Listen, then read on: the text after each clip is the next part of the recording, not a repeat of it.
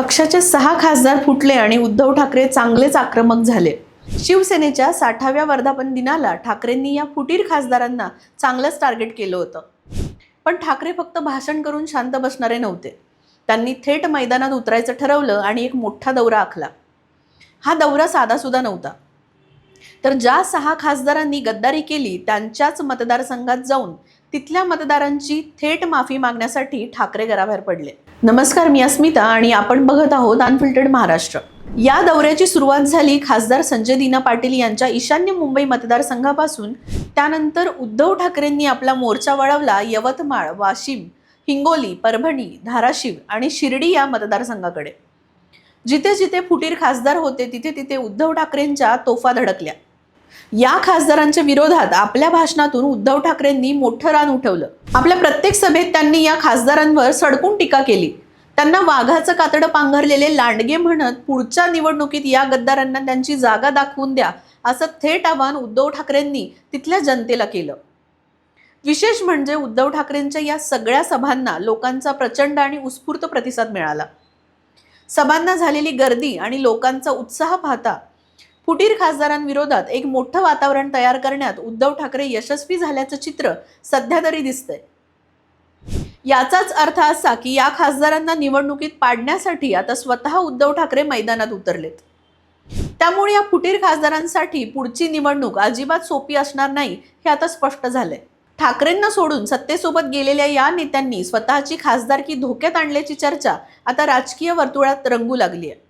पण खरंच उद्धव ठाकरेंच्या या वादळी संभामुळे या 6 खासदारांचं राजकीय गणित पूर्णपणे बिघडलंय का, की ग्राउंडवरचंच वास्तव्य काही वेगळं आहे? नेमकी काय परिस्थिती आहे या 6 मतदारसंघांमध्ये हेच आपण आज या व्हिडिओमधून अगदी सविस्तर समजून घेणार आहोत। उद्धव ठाकरेंनी आपल्या या माफी आणि जनसंवाद दौऱ्याची सुरुवात मुंबईतूनच केली। ईशान्य मुंबई हा अत्यंत महत्त्वाचा मतदारसंघ। इथे खासदार संजय दीना पाटील यांनी ठाकरेंची साथ सोडली। मुंबई हा शिवसेनेचा बालेकिल्ला मानला जातो, त्यामुळे आपल्याच घरातून झालेली ही फूट उद्धव ठाकरेंच्या जिवारी लागली होती। ठाकरेंनी ईशान्य मुंबईत घेतलेल्या सभेत मतदारांना भावनिक साथ घातली। माझं चुकलं की मी अशा माणसाला तिकीट दिलं, मला माफ करा, पण आता ही चूक सुधारण्याची वेळ आली आहे असं म्हणत त्यांनी थेट जनतेच्या भावनेला हात घातला। मुंबईतील मतदारांमध्ये शिवसेनेबद्दल नेहमीच एक भावनिक जिव्हाळा राहिलाय। उद्धव ठाकरेंच्या या माफीनाम्यामुळे तिथल्या सामान्य शिवसैनिकांमध्ये आणि मतदारांमध्ये एक सहानुभूतीची लाट निर्माण झाल्याचं पाहायला मिळालं। संजय दीना पाटील यांच्यासाठी आता हीच सर्वात मोठी डोकेदुखी ठरणार आहे, कारण मुंबईत पक्षाची संघटनात्मक ताकद अजूनही उद्धव ठाकरेंसोबत मोठ्या प्रमाणावरती आहे। जरी नेते फुटले असले तरी शाखा प्रमुख आणि गट प्रमुख अजूनही ठाकरे एकनिष्ठ आहेत। त्यामुळे ईशान्य मुंबईत संजय दीना पाटील यांना ठाकरेंच्या या सहानुभूतीच्या लाटेचा सामना करावा लागणार आहे। जमिनीवरची परिस्थिती पाहता इथे ठाकरेंनी तयार केलेलं वातावरण पाटील यांच्या राजकीय गणिताला नक्कीच सुरुंग लावू शकतं। मुंबईनंतर उद्धव ठाकरेंनी आपला मोर्चा वळवला तो शिवसेनेचा दुसरा सर्वात मोठा गड असलेल्या मराठवाड्याकडे। मराठवाड्यात हिंगोली, परभणी आणि धाराशिव या 3 मतदारसंघांमध्ये ठाकरेंनी वादळी सभा घेतल्या। मराठवाडा हा सुरुवातीपासूनच कट्टर शिवसैनिकांचा भाग म्हणून ओळखला जातो। इथे पक्षाशी गद्दारी करणाऱ्यांना जनता सहजासहजी माफ करत नाही, हा इतिहास आहे। हिंगोली आणि परभणीमध्ये उद्धव ठाकरेंच्या सभांना झालेली गर्दी विरोधकांचे डोळे पांढरे करणारी होती। या दोन्ही ठिकाणी ठाकरेंनी फुटीर खासदारांवर वैयक्तिक टीका न करता त्यांनी मतदारांच्या विश्वासाला कसं तडे दिले यावर जास्त भर दिला। त्यांनी लोकांना विचारलं की तुम्ही मत कुणाला दिलं होतं, धनुष्यबाणाला की या गद्दारांना? या एका प्रश्नाने तिथल्या मतदारांमध्ये कमालीचा संताप पाहायला मिळाला। धाराशिवमध्ये तर परिस्थिती आणखीनच गंभीर झाली। धाराशिव हा नेहमीच ठाकरेंच्या पाठीशी उभा राहिला आहे। तिथल्या खासदारांनी घेतलेली वेगळी भूमिका तिथल्या स्थानिक जनतेला रुचलेली नाही। पण जर ग्राउंड रियालिटीचा विचार केला तर मराठवाड्यात फक्त भावनिक वातावरण असून चालत नाही, तिथे स्थानिक पातळीवरील जातीय समीकरण आणि विकास कामांचा मुद्दाही तितकाच महत्त्वाचा ठरतो। फुटीर खासदारांचा असा दावा आहे की जे सत्तेबरोबर गेले तरी त्यांनी आपल्या मतदारसंघात कोट्यवधी रुपयांचा निधी आणलाय। विकास कामांच्या जोरावर तेही निवडणूक जिंकू शकतात असा त्यांचा विश्वास आहे। मात्र उद्धव ठाकरेंनी निर्माण केलेलं गद्दारीचं नॅरेटिव्ह इतकं प्रभावी ठरतंय की या विकास कामांपेक्षा लोकांचा संताप अधिक दिसून येतोय। त्यामुळे मराठवाड्यातील या तीनही खासदारांचं गणित सध्या तरी पुरतं कोलमडल्याचं चित्र आहे। आता वळूयात शिर्डी आणि यवतमाळ वाशिम या मतदारसंघाकडे। शिर्डी हा उत्तर महाराष्ट्रातील एक अतिशय संवेदनशील आणि राजकीय दृष्ट्या महत्त्वाचा मतदारसंघ। इथे साईबाबांच्या भूमीत ठाकरेंनी घेतलेल्या सभेला मोठी गर्दी झाली होती। शिर्डीतील फुटीर खासदारांवरती टीका करताना ठाकरेंनी साईबाबांच्या दरबारात गद्दारांना कधीच माफी मिळत नाही असं म्हणत धार्मिक आणि भावनिक कार्ड खेळलं। शिर्डीत काँग्रेस आणि राष्ट्रवादी म्हणजे शरद पवार गट यांचीही मोठी ताकद आहे। जर ही महाविकास आघाडी एकत्र राहिली आणि ठाकरेंनी निर्माण केलेली सहानुभूती टिकून राहिली तर शिर्डीच्या खासदाराला पुन्हा निवडून येणं अशक्यप्राय होऊन बसेल। दुसरीकडे विदर्भातील यवतमाळ वाशिम मतदारसंघ। विदर्भात शिवसेनेची ताकद तशी मर्यादित राहिली आहे, पण यवतमाळ वाशिम हा अपवाद ठरलाय। इथे उद्धव ठाकरेंनी शेतकऱ्यांच्या मुद्द्यावरून फुटीर खासदारांना घेरलं। हे खासदार सत्तेच्या मोहात अंध झालेत। तुमच्या आत्महत्येची, तुमच्या कापसाच्या भावाची काहीच पडलेली नाहीये असा थेट हल्ला ठाकरेंनी चढवला।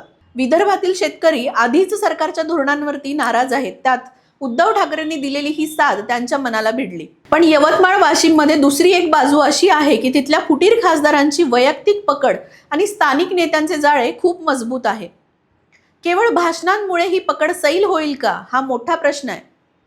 तरीही उद्धव ठाकरेंच्या सभेने तिथल्या सुप्त असंतोषाला वाट करून दिली आहे, हे नाकारता येणार नाही। आता बघूया ग्राउंड रियालिटी, वातावरण की प्रत्यक्षातली मते। उद्धव ठाकरेंच्या सभा यशस्वी झाल्या, गर्दी झाली, वातावरण तयार झालं, पण आता मूळ प्रश्नाकडे येऊयात। काय खरंच यामुळे या 6 खासदारांचं राजकीय गणित बिघडलंय का? राजकीय विश्लेषकांच्या मते सभांमधील गर्दी आणि मतपेटीतील मतं यात नेहमीच फरक असतो। उद्धव ठाकरेंच्या बाजूने सध्या प्रचंड सहानुभूती आहे, कारण लोकांना वाटतं की त्यांच्यावरती अन्याय झालाय। ही सहानुभूतीचं गर्दीच्या रूपाने रस्त्यावरती उतरतीये।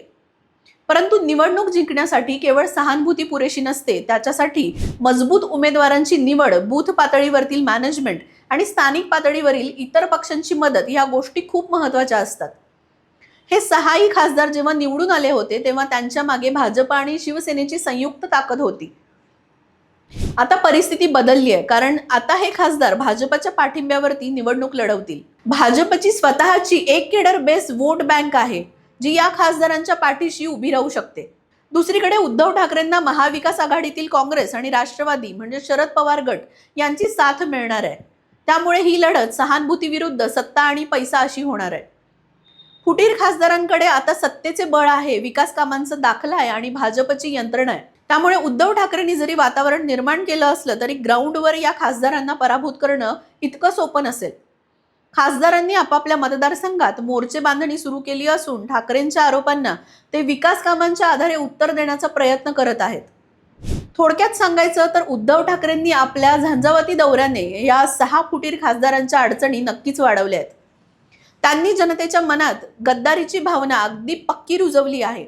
वाघाचं कातडं पांघरलेले लांडगे हा त्यांचा शब्दप्रयोग लोकांच्या लक्षात राहिलाय। या खासदारांना आता प्रत्येक गावात जाताना जनतेच्या या रोषाला सामोर जावं लागणार आहे हे नक्की।